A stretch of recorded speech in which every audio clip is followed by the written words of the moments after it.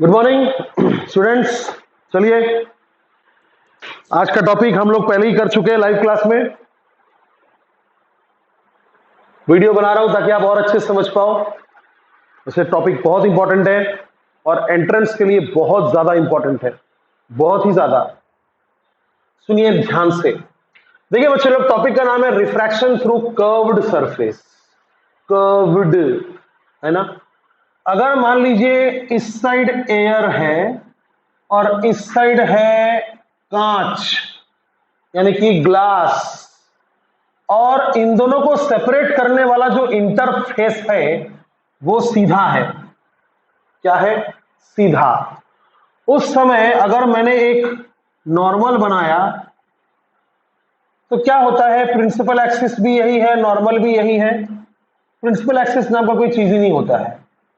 आप अगर यहां पर ऑब्जेक्ट रखेंगे और इससे एक इंसिडेंट रे लेकर जाएंगे तो आप यहां पर नॉर्मल बनाइए। क्या बनाइए? नॉर्मल बनाइए। तो ये टुवर्ड्स द नॉर्मल बेंड हो जाएगा, टुवर्ड्स द नॉर्मल बेंड हो जाएगा। आई बात समझ में? उसके बाद एक और इंटरफेस के बाद मान लीजिए एयर है और कोई लाइट रे मान लीजिए या ऑब्जेक्ट मान लीजिए ग्लास में है। ऑब्जेक्ट मान लीजिए ग्लास में है, ठीक है। तो उससे जो लाइट रे जाएगा, अगर आप एक नॉर्मल बनाइएगा तो उस समय ये अवे फ्रॉम द नॉर्मल मुड़ जाएगा। ये तो आप जानते हैं, बच्चे वाली चीज है ना। उस समय ये अगर आई होगा ये आर होगा, और ये अगर आई होगा तो ये आर होगा, सॉरी ये आर होगा, है ना। ये रेयर टू डेंसर जा रहा है तो आप इसमें लिखिएगा sine i upon sine r is equal to mu of glass with respect to air. और ये डेंसर टू रेयर जा रहा है तो आप लिखिएगा sine i upon sine r is equal to 1 by mu of glass with respect to air. ये सब तो आपको पता ही है। लेकिन अगर मान लीजिए ये एयर है और इधर मान लीजिए ग्लास है, समझे, या कोई भी रेयर मीडियम है। एयर क्यों? कोई भी रेयर मीडियम है, और ग्लास क्यों? कोई भी डेंसर मीडियम है। इसका रिफ्रैक्टिव इंडेक्स n1 है, इसका रिफ्रैक्टिव इंडेक्स n2 है, लेकिन इंटरफेस सीधा नहीं है। इंटरफेस मान लीजिए ऐसा है, समझ रहे ना आप। इंटरफेस मान लीजिए ऐसा है, यानी इस बाउंड्री के इधर एयर है, इस बाउंड्री के इधर ग्लास है। यहां कैसा था बाउंड्री? प्लेन बाउंड्री था। यहां कैसा बाउंड्री है? कर्व्ड बाउंड्री है। ऐसे में अगर आप एक लाइन बनाइएगा और यहां पर अगर आप ऑब्जेक्ट रखिएगा और कोई लाइट अगर लेकर जाइएगा तो यहां देखिए जो नॉर्मल आपने बनाया, नॉर्मल का मतलब क्या होता है बच्चों? It is the perpendicular to the interface. अब यहां तो इंटरफेस ही कर्व्ड है, तो बेटा हर कर्व का एक सेंटर होता है, उसको हम बोलते हैं सेंटर ऑफ कर्वेचर। तो इस कर्व का सेंटर मान लीजिए यहां पर है, तो नॉर्मल सेंटर से पास होगा, नॉर्मल सेंटरवा से पास होगा। This will be the normal. नाम दे दूंगा मैं n। और फिर ये टुवर्ड्स द, क्योंकि रेयर टू डेंसर है तो टुवर्ड्स द नॉर्मल ये मुड़ जाएगा। और ऐसा अगर हुआ तो इस एक्सिस पर इमेज भी बनेगा, समझे। तो ऐसे में बच्चों ये अगर आई है तो ये आर है, समझे। और बेशक बेशक आप लिख सकते हैं sine i upon sine r is equal to denser medium का रिफ्रैक्टिव इंडेक्स, डेंसर मीडियम का refractive index with respect to rare, यानी n2 बाई n1। बेशक लिख सकते हैं, नो डाउट। यानी प्लेन सरफेस हो या कर्व्ड सरफेस हो, स्नेल्स लॉ लिखने तक तो सही है। क्योंकि स्नेल्स लॉ क्योंकि स्नेल्स लॉ तो रिफ्रैक्शन का लॉ है ना, यहां भी रिफ्रैक्शन, यहां भी रिफ्रैक्शन। तो हुआ क्या, यहां पर हम बस इतना ही पढ़ के छोड़ देते हैं, है ना, लेकिन यहां पर हम आगे बढ़ते हैं, एक बहुत इंपॉर्टेंट फॉर्मूला के लिए आगे बढ़ते हैं। तो चलिए आगे बढ़ते हैं। तो टॉपिक का नाम है refraction through curved surface, single curved surface, single curved surface. Lens कैसा था बेटा? What is a lens? Lens is double curved surface, है ना। अगर आप देखिएगा तो अगर मैंने एक लेंस बनाया तो lens is a double curved surface, इधर से कर्व उधर से कर्व। अब क्या, जब आप छोटे से थे, बच्चे से थे, नन्हे से थे, उस समय ऑब्जेक्ट से लाइट निकाला पड़ाक और लेंस से मोड़ दिया पड़ाक, वाह रे वाह। ऑब्जेक्ट से लाइट निकाला पड़ाक और लेंस से मोड़ दिया पड़ाक, जबकि ये गलत है। आप ध्यान से देखिए, एक बार रिफ्रैक्शन यहां होना चाहिए, समझ रहे हैं आप? तो एक बार रिफ्रैक्शन होना चाहिए यहां, तो ये ऐसा मुड़ेगा, समझे। और फिर यहां पर एक बार और रिफ्रैक्शन होना चाहिए, एक बार एयर से ग्लास, एक बार ग्लास से एयर, समझे। और फिर यहां से जब आप रे बनाइएगा तो ये ऐसा जाकर वहीं पर मिलेगा जहां पर आप 10th क्लास में बनाते थे, बट 10th क्लास में बनाने का तरीका गलत था, समझे।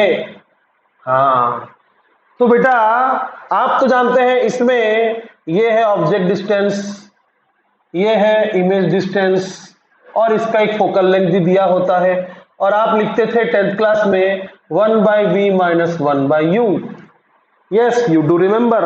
और हमें इस 12th क्लास में ये फॉर्मूला डिराइव करना है, और ये बहुत ज्यादा आसान नहीं है, बहुत मुश्किल भी नहीं है, लेकिन इंपॉर्टेंट बहुत है, इसका डेरिवेशन का कतरा कतरा बहुत इंपॉर्टेंट है। तो हम ये टॉपिक क्यों पढ़ रहे हैं बेटा? क्योंकि ध्यान दीजिए, लेंस में ये फॉर्मूला आप यूज करते हैं। लेंस में दो कर्व्ड सरफेस है, अगर हम एक सिंगल कर्व्ड सरफेस के लिए फॉर्मूला बना ले और फिर इसे एक सिंगल कर्व्ड सरफेस समझते हुए वो फॉर्मूला लगा दे, और इस पर भी एक सिंगल कर्व्ड सरफेस समझते हुए वही फॉर्मूला लगा दे और ऐड कर दे। ऐड क्यों करेंगे? क्योंकि एक बार रिफ्रैक्शन यहां हुआ और उसके बाद रिफ्रैक्शन यहां हुआ, समझे। यहां पर एयर टू ग्लास और यहां पर ग्लास टू एयर। तो अगर हम इसे सिंगल सरफेस समझते हुए जो भी फॉर्मूला हम यहां डिराइव करेंगे उसको अगर ये पहला सरफेस पर लगा दे और फिर दूसरा सरफेस पर भी लगा दे, क्या लगा दे? फॉर्मूला लगा दे, और दोनों को ऐड कर दे, तो हमें ये मिलेगा। तो ये हमारा मकसद है कि हम पहले सिंगल सरफेस के बारे में समझना चाहते हैं, उसके बाद हम जो समझेंगे उसको हम इधर वाला सरफेस को एक सिंगल सरफेस मानते हुए एयर और ग्लास को सेपरेट कर रहा है, और इधर वाला सरफेस को भी एक सिंगल सरफेस मानते हुए ग्लास और एयर को सेपरेट कर रहा है। दोनों सरफेसेस में हम यहां से जो फॉर्मूला मिलेगा वो लगा देंगे और ऐड कर देंगे, तो हमको ये फॉर्मूला मिलेगा। तो ये हमारा मकसद है। इसलिए हम आज क्या सीखेंगे? पहले सिंगल सरफेस अगर कर्व रहे, सिंगल सरफेस अगर कर्व रहे तो कैसा फॉर्मूला डिराइव किया जा सकता है।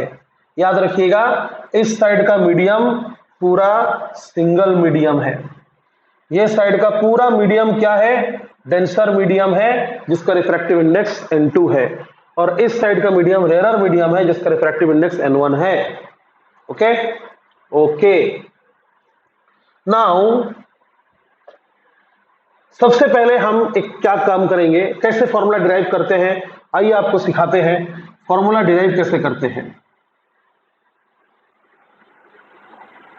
सबसे पहले हम एक परपेंडिकुलर ड्रॉ करेंगे n से, और इसका नाम देंगे m,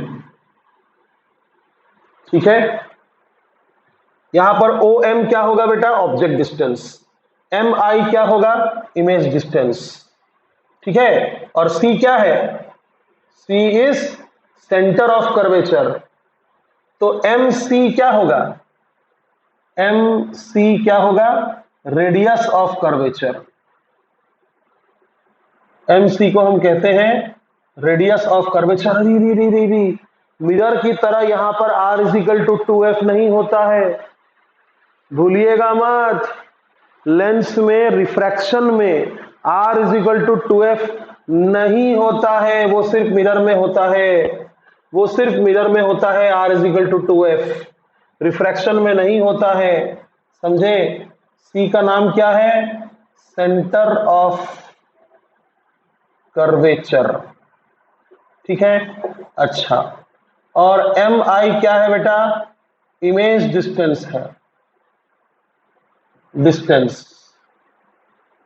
और एम ओ यानी ओ एम क्या है, ओ एम नहीं एम ओ, एम ओ क्या है, ऑब्जेक्ट डिस्टेंस। तो चलिए मंत्र पढ़ते हैं, क्या मंत्र है, निम नॉम निसिम। क्या बोला, मंत्र याद रखिएगा, मंत्र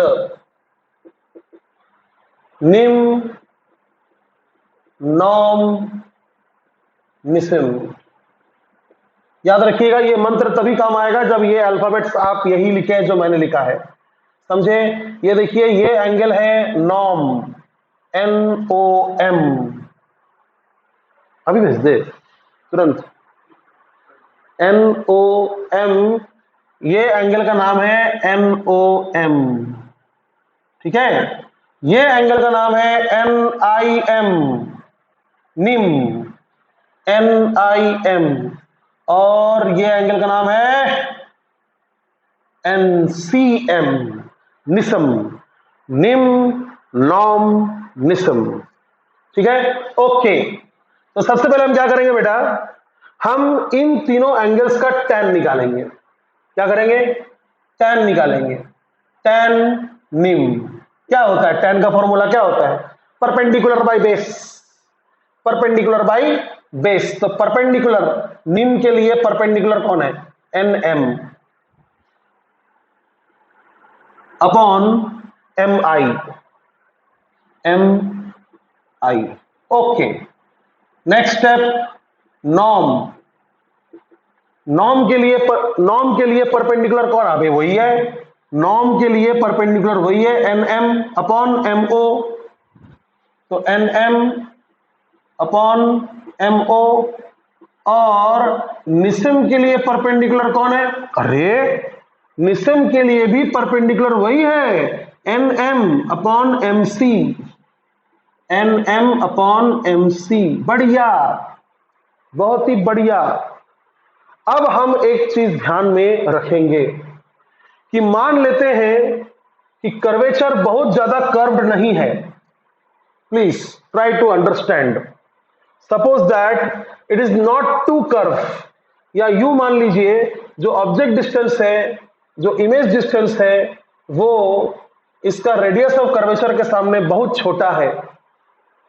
तो क्या होगा पता है, ऑब्जेक्ट डिस्टेंस बहुत कम है, इमेज डिस्टेंस बहुत कम है रेडियस ऑफ कर्वेचर के सामने, तो क्या होगा पता है, ये जो एंगल सब है ना, ये निम नॉम निसिम जो एंगल सब है, ये बहुत ही छोटा होगा।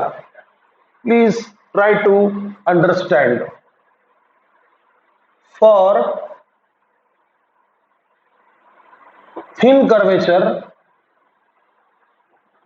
थिन कर्वेचर मतलब ऐसा कर्वेचर नहीं, ऐसा कर्वेचर, समझे। ऐसा कर्वेचर का सेंटर पास में होगा, लेकिन ऐसा कर्वेचर का सेंटर बहुत दूर होगा। और सेंटर अगर बहुत दूर हुआ तो आप समझ सकते हैं ये सारे एंगल्स काफी कम होंगे।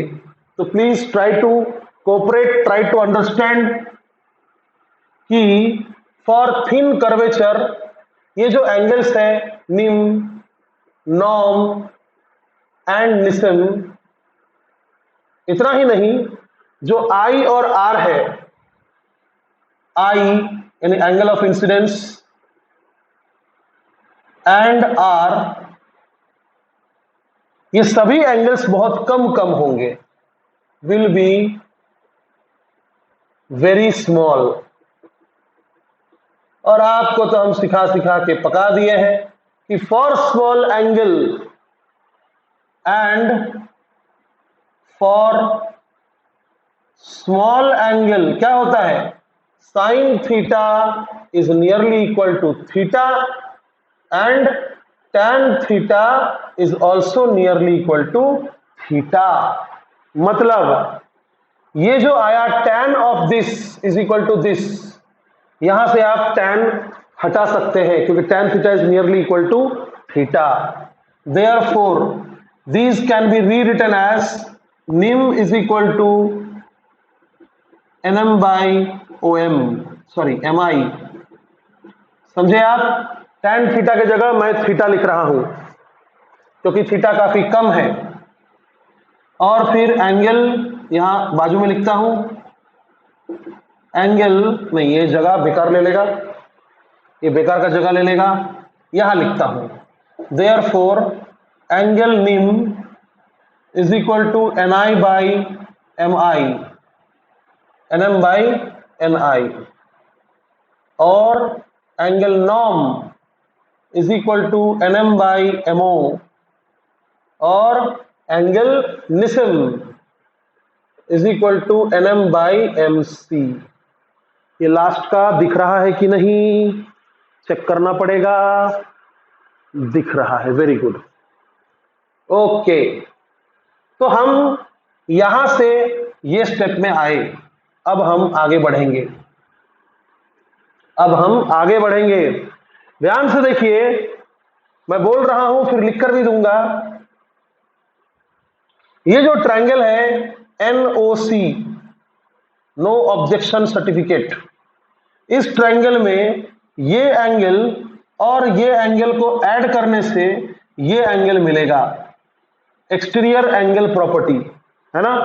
तो मैं लिख सकता हूं in triangle NOC, no objection certificate, angle norm जो नाम है, जो मंत्र है, प्लस एंगल निस्म, एंगल निस्म is equal to I, is equal to I. समझ रहे हैं आप? एंड इन ट्रायंगल, ये छुटकू सा triangle NIC, nick, nick NIC, nick dot in triangle NIC, इसको नीचे लिखते हैं। यहां पर देखिए, ध्यान से देखिएगा, इस ट्रायंगल में, NIC ट्रायंगल में, ये एंगल प्लस ये angle will be equal to ये एंगल, ये भी वही प्रॉपर्टी, एक्सटीरियर एंगल, इन दोनों का एडिशन ये वाला एंगल होगा। तो मैं लिखूंगा एंगल R प्लस एंगल, यानी R प्लस एंगल, इसका नाम क्या है, इस एंगल का मंत्र वाला नाम निम, इज इक्वल टू निस्म, इज इक्वल टू निस्म। तो यहां से मैं, अच्छा होगा अगर ऐसा कर दूं कि R इज इक्वल टू निस्म माइनस निम। वेरी गुड, बहुत बढ़िया। इसका नाम मैं दूंगा इक्वेशन 1, इसका नाम मैं दूंगा इक्वेशन 2। अब देखिए मेरे पास नॉर्म, निस्म, निस्म, निम, इन सब का वैल्यूज है, तो मैं यहां पर लिखूंगा। चलिए लिखते हैं, मैं इसको लिखूंगा, इक्वेशन 1 को नॉर्म के जगह में लिखूंगा nm by mo, nm by mo, plus निस्म की जगह में लिखूंगा nm by mc is equal to I. हो गया। अब मैं इसके जगह लिखूंगा R is equal to, R is equal to निस्म की जगह nm बाई mc माइनस निम की जगह nm बाई mi, ठीक है। और इसका नाम मैं दूंगा इक्वेशन 3 और इक्वेशन 4। अब मैं लिखूंगा Snell's law, and that will be my very important step. मैं एक्चुअली स्नेल्स लॉ लिखूंगा, मैं इससे पहले ये सब काम क्यों कर रहा था मैं आपको बताऊंगा। देखिए sine i by sine r क्या होगा, रेयर से डेंसर जा रहा है n2 बाई n1, डेंसर ऊपर रेयर नीचे।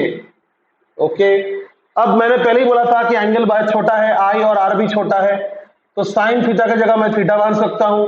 यानी यहां से क्या आएगा, यहां से आएगा आई अपॉन आर, साइन हटा is equal to n2 upon n1। ठीक है, इसको मैं क्रॉस मल्टीप्लाई कर दूंगा और मुझे मिलेगा i into n1 is equal to r into n2। और मेरे पास i और r है, i ये है और r ये है। समझे हम मंत्र का कारण क्या है?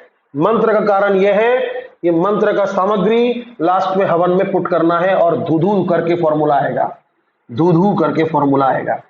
तो आई की जगह जो है वो लिख दीजिए nm by MO, nm by mc, nm by MO plus nm by mc into n1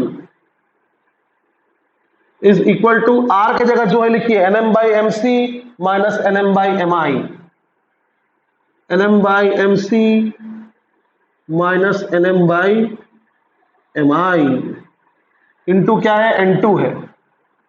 अब क्या करेंगे हम, देखिए सभी जगह nm nm nm nm है और वो कैंसिल हो जाएगा, nm nm nm nm, और बचेगा n1 by mo plus n1 by mc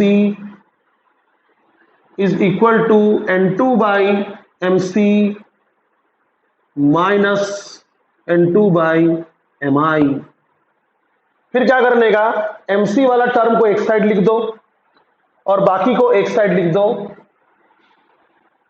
तो क्या करेंगे हम, इसको राइट साइड ले जाएंगे और इसको लेफ्ट साइड ले आएंगे। तो इसको राइट साइड ले गया, n2 by mc right side में ही है, इसको उधर ले गया तो माइनस n1 बाई mc, ये उधर जाएगा तो माइनस हो जाएगा ना, ठीक है, is equal to left side में क्या है n1 बाई mo और ये इधर आए तो प्लस n2 बाई mi। हाँ, एक बात बताइए, दोनों ही प्लस में है, मैं पहले ये लिखूं बाद में ये लिखूं, चलेगा? बिल्कुल चलेगा। n2 बाई mi, उससे क्या होगा, मैं जिस तरह से ये फॉर्मूला याद करता हूं आपको भी याद करा पाऊंगा, समझे, n2 बाई mi। अब याद देखिए, इसका भी नीचे mc, इसका भी नीचे mc, तो क्यों ना इनके mc को साथ में लिखा जाए, है ना। तो क्या हो गया, n2 minus n1 by mc। तो ये है वो फॉर्मूला जो आपको जरूरत था। अब इसे याद कैसे किया जाए, क्या होता है, कभी एयर से ग्लास में जाएगा, तो कभी केरोसिन से ग्लास में जाएगा, कभी ग्लास से एयर में जाएगा, कभी केरोसिन से पानी में जाएगा, यानी कभी भी कहीं से भी कहीं भी जा सकता है। और ध्यान से देखिएगा, ये फॉर्मूला को आप अलट पलट नहीं सकते। यहां पर mi मतलब इमेज डिस्टेंस है, mo मतलब ऑब्जेक्ट डिस्टेंस है, mc मतलब रेडियस ऑफ कर्वेचर है, n2 और n1 क्या है, क्या n2 डेंसर मीडियम का रिफ्रैक्टिव इंडेक्स है, तो इसी तरह रट ले क्या? नहीं, इस तरह नहीं रटना है, समझे आप। तो आइए मैं आपको रटाता हूं कैसे रटना है इस फॉर्मूले को।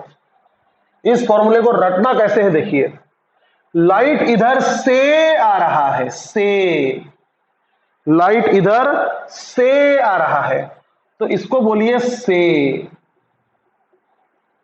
और लाइट इधर को जा रहा है, इधर को जा रहा है तो इसको बोलिए को।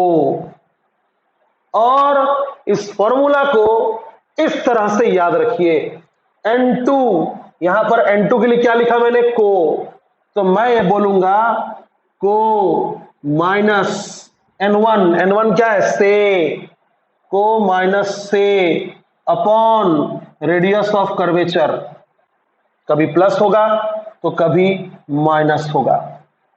इस साइड हुआ, जैसे ये रेडियस ऑफ कर्वेचर इस साइड है तो प्लस होगा, तो कभी हो सकता है रेडियस ऑफ कर्वेचर इस साइड हो तो माइनस होगा, सब बताऊंगा आपको, टेंशन मत लो। तो आप यहां पर प्लस माइनस आर में क्यों लिख रहा हूं, ताकि आपको समझे, या फिर एक काम करता हूं, लिखता हूं यहां पर रेडियस ऑफ कर्वेचर ROC, आप खुद ही समझ जाना प्लस होगा कि माइनस होगा, इज इक्वल टू N2 यानी को अपॉन MI यानी image distance,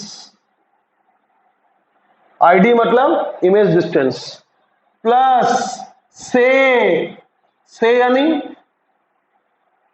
N1 upon object distance. इस तरह से अगर आप याद करेंगे तो आपके लिए बहुत बेटर होगा। और याद रखना, this formula is without sign convention, तो आपको साइन कन्वेंशन लगाना पड़ेगा अकॉर्डिंग टू डिफरेंट क्वेश्चंस। इसमें साइन कन्वेंशन अभी तक नहीं लगाया गया है, तो ये आपको याद करना है, ये आपको याद करना है, भूलना मत, ये आपको याद करना है, ठीक है। Okay, very important formula to solve many types of problems. अब चलिए, हम जानते हैं कि हमारा इमेज राइट साइड में है, तो हम MI को लिख सकते हैं प्लस V, क्योंकि राइट साइड में है, साइन कन्वेंशन, ठीक है। हम जानते हैं कि हमारा ऑब्जेक्ट लेफ्ट साइड में है इस डायग्राम में, तो हम MO को लिख सकते हैं लेफ्ट साइड में, क्या लिखेंगे, -U।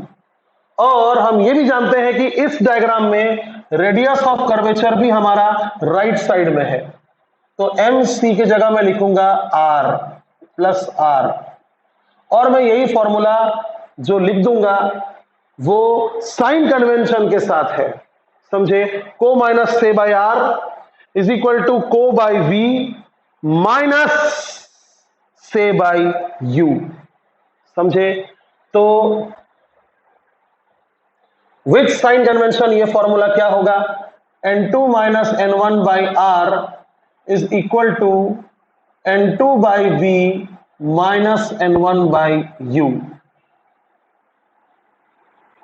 बट मैं आपको फिर भी बोलूंगा, ठीक है, अगर आपको ये क्वेश्चन बोर्ड में आता है कि derive the expression for refraction through single surface curved, तो आप यहां तक लिखोगे, और एग्जाम में को से मत करना, ये तुम्हारा अपना पर्सनल थिंकिंग के लिए है, तुम पूरा यहां तक लिखोगे, लेकिन जब तुम कोई न्यूमेरिकल सॉल्व करोगे तब तुम इस फॉर्मूला को यूज करोगे,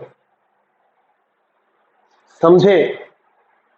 अब चलो एक न्यूमेरिकल तुमको करके बताता हूं, मैं एक न्यूमेरिकल करके दूंगा ताकि आपको समझ में आए कि हम लोग क्या पढ़ रहे थे। देखिए, याद रखिएगा, हम सिंगल कर्व सरफेस पढ़ रहे हैं, तो हम लेंस तो बना नहीं सकते क्योंकि लेंस एक डबल कर्व सरफेस है। तो चलिए, ऐसा डायग्राम मैंने बना दिया, और मान लीजिए इधर है ग्लास और इधर है एयर, यहां पर है ऑब्जेक्ट, अरे वाह, ऑब्जेक्ट ग्लास में है, ऑब्जेक्ट कांच के अंदर है, और ये डिस्टेंस मान लीजिए आपको दिया हुआ है 30 सेंटीमीटर, ठीक है। और इसका जो सेंटर ऑफ कर्वेचर है वो इस साइड आएगा, उस साइड नहीं आएगा, इस साइड आएगा, जिधर कर्व्ड होता है उधर ही सेंटर ऑफ कर्वेचर आता है, और वो मान लीजिए है 20 सेंटीमीटर। बस ग्लास का रिफ्रैक्टिव इंडेक्स है मान लीजिए 3/2, और इधर मान लीजिए वाटर है, मान लीजिए वाटर भी रेयरर ही होता है ग्लास से, इसका है मान लीजिए 4/3। अब आपसे पूछ रहा है कि इमेज कहां बनेगा, इमेज कहां बनेगा। एक मैं नॉर्मल बना दूंगा, एक रे डायग्राम हो जाए, ऑब्जेक्ट से लाइट निकला इस पॉइंट तक, ये लाइट ऐसा नहीं जाकर, ये लाइट ऐसा नहीं जाकर अवे फ्रॉम द नॉर्मल मुड़ जाएगा, है ना। ये लाइट, ये नॉर्मल है ना बेटा, ये नॉर्मल है, this is the normal, this is the normal, and this is the expected incident ray, produced incident ray। अगर ये सरफेस नहीं होता तो ये इंसिडेंट रे ऐसा निकल जाता, लेकिन of course there is change in medium, तो it will bend away from the medium because it is denser and this is rarer, away from the normal. तो ये है आपका इमेज डिस्टेंस। तो हम रे डायग्राम से समझ गए हैं कि हमारा इमेज डिस्टेंस जो होगा यहां से काउंट होगा, इसका नाम होगा m according to our previous diagram, इसका नाम होगा m। तो mc will be minus r, mo will be minus u and mi should automatically come out to be plus v। तो हम यहां पर लेंस फॉर्मूला नहीं लगा सकते क्योंकि ये लेंस नहीं है, ये सिंगल कर्व्ड सरफेस है। तो चलो को माइनस से, ये है को, ये है से, ओके। तो फॉर्मूला लिखते हैं यहां पर पहले, को माइनस से by radius of curvature is equal to, नहीं देख पा रहे तो सुनिए मैं क्या बोल रहा हूं, को बाई इमेज डिस्टेंस माइनस से by object distance, sorry plus object distance. को से वाला में जो को से वाला फॉर्मूला होता है उसमें साइन कन्वेंशन यूज नहीं हुआ है, उसमें ये प्लस होता है, भूलिएगा मत, बहुत इंपॉर्टेंट है। बहुत लोग क्या करते हैं, को से भी लिखते हैं और यहां पर माइनस भी लिखते हैं और गड़बड़ हो जाता है। यानी को ये फॉर्मूला लिखते हैं बट n2 की जगह को और n1 की जगह से लिखते हैं, ये गलत बात है।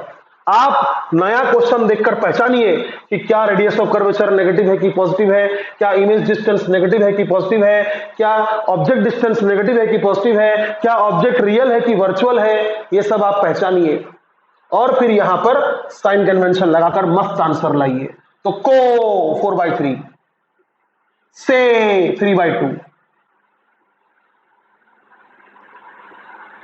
आर -20, बेटा ध्यान से देखिए अच्छे से, -20, आर इज नेगेटिव, ठीक है, इज इक्वल टू को 4/3 अपॉन इमेज डिस्टेंस नहीं मालूम, लेट इट बी आईडी। जो नहीं पता होता है उसका साइन कन्वेंशन हम लगाते नहीं है, उसको सॉल्व करके जो आता है उसका साइन को हम यकीन करते हैं, समझते हैं। प्लस आया तो अच्छा राइट साइड में है, माइनस आया तो अच्छा लेफ्ट साइड में है। तुम रे डायग्राम में समझ गया, पहले प्लस मत लिख दो, ठीक है। प्लस से 3/2 upon object distance, object distance left side में है -30, तो ऑब्जेक्ट डिस्टेंस जो हो रहा है वो मैं लिख रहा हूं -30, ठीक है। सो -30 समझ में आया? क्या होगा पता है क्या, आप अगर ये फॉर्मूला लगा दोगे तो आप माइनस भी लिखोगे और यू की जगह -30 भी लिखोगे, प्लस हो जाएगा, गड़बड़ हो जाएगा, समझ रहे हैं आप? ओके, तो 4 - 3 -3/2 is 8/8 -9/6 into -20 is equal to 4/3 times image distance plus 3 10s are 30, 1/2 into 10 -20, ये माइनस और ये प्लस माइनस हो जाएगा, बढ़िया। यहां पर देखिए 8 - 9 -1, ये माइनस और ये माइनस कैंसिल हो जाएगा, प्लस हो जाएगा, और ये हो जाएगा 6 into 20 120, ये हो जाएगा 1/120, और ये जब इधर आएगा तो प्लस हो जाएगा 1/20। फिर इसको सॉल्व करने के लिए मैं इसको ऊपर नीचे 6 से मल्टीप्लाई करूंगा तो दोनों का डिनोमिनेटर सेम हो जाएगा। अब मैं बिंदास न्यूमरेटर को ऐड कर सकता हूं और लिखूंगा 7/120, ठीक है। फिर 3 into 4 0 40 will be 120 and image distance हो जाएगा, ये ऊपर जाएगा ये इधर आएगा 160/7 and this will be 7 2s are 14 20, 7 2s are 14 60, 7 8s are 56 40, 7 5s are 35 50, 7 7s are 39 49। खैर इतना जरूरत नहीं था हमको, तो 22.85 यानी ये जो डिस्टेंस आ रहा है इट विल बी 22.85 आप कैलकुलेशन पर बिल्कुल ध्यान मत दीजिए, सर ये कैसे किया, सर वो कैसे आया, सर 2 कैसे आया, सर 16 कैसे आया। आप सिर्फ इस बात को ध्यान दीजिए कि मैंने को माइनस से वाला फॉर्मूला लिखा और वहां पर कोई साइन कन्वेंशन नहीं था, मैंने खुद हर जगह साइन कन्वेंशन लगाया। रेडियस ऑफ कर्वेचर की जगह -20, इमेज डिस्टेंस की जगह कुछ नहीं किया क्योंकि वो पूछ रहा था। ऑब्जेक्ट डिस्टेंस की जगह -30, को मतलब ये वाला मीडियम, से मतलब ये वाला मीडियम। ठीक है, आई बात समझ में? ओके, क्या है अगर आप ये फॉर्मूला लगा दोगे ना तो ये फिक्स है बेटा कि N2 इज डेंसर, फिक्स्ड है क्योंकि अपन ने डेंसर के लिए सॉल्व किया था। N1 इज रेयरर, फिक्स हो गया है। यहां को माइनस से कुछ फिक्स नहीं है, समझे? तो चलिए, आशा करते हैं कि यहां तक आप समझे हैं। आगे हम लोग और आगे बढ़ेंगे, लेंस फॉर्मूला कल डिराइव करेंगे।